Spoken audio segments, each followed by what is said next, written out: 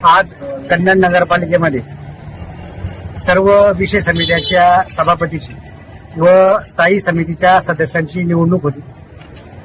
आमच्या पक्षाचे गटनेते श्री संतोष भाऊ निकम यांनी केलेल्या विवेचनानुसार व त्यांना सर्वांच्या सर्व आमच्या सदस्यांनी दिलेल्या साथीनुसार आज ऐतिहासिकपणे पहिल्यांदाच असं घडलं की एकाच पक्षाचे 100% सदस्य या स्थायी समितीवर निवडून आले. पाणी पुरवठा समितीच्या सभापतीपदी आरेफ आसिफ शेख हे सभापतीपदी निवडून आले. त्याचप्रमाणे महिला व बालकल्याण समितीच्या सभापतीपदी मनीषाताई डोळस या निवडून आल्या. स्वच्छता समितीच्या सभापतीपदी अलकाताई भरत जाधव या निवडून आल्या. त्याचप्रमाणे शिक्षण व नियोजन समितीच्या सभापतीपदी सोनालीताई बैनाडे या निवडून आल्या. त्याचप्रमाणे नियोजन समितीच्या पदसिद्ध सभापती म्हणून रंजनाताई या तर आहेच. आणि स्वच्छता झाली. आता बांधकाम समितीच्या सभापतीपदी गजानन आवाळे हे निवडून आले.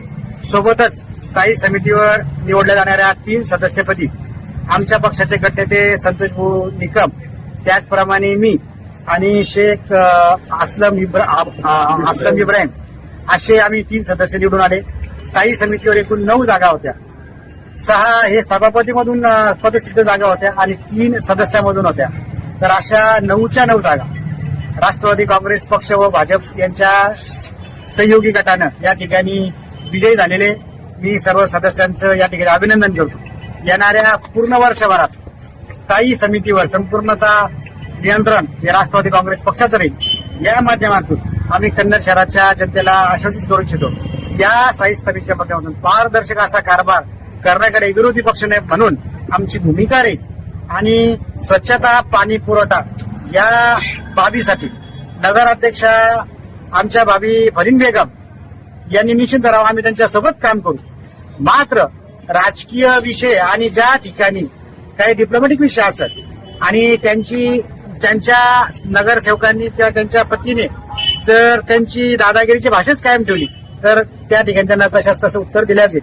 परंतु आम्हाला कन्नड शहरातील सर्व जनतेने मोठ्या संख्येने मतदान केलेले, त्यांनाही मतदान केलेले आणि आमचा उद्देश आहे की जनता ही आपल्या प्रतिनिधीला विकासासाठी त्यांच्या कामासाठी निवडून देते.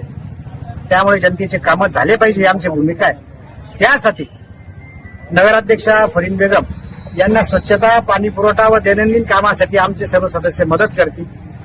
त्यांनीही जनतेच्या भल्यासाठी चांगल्यात चांगले निर्णय घ्यावे. कुठल्याही प्रकारची नगरपालिकेची आर्थिक हानी होणार नाही.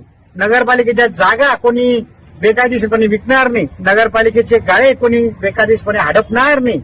यासाठी त्यांनी आमच्यासोबत उभं राहावं.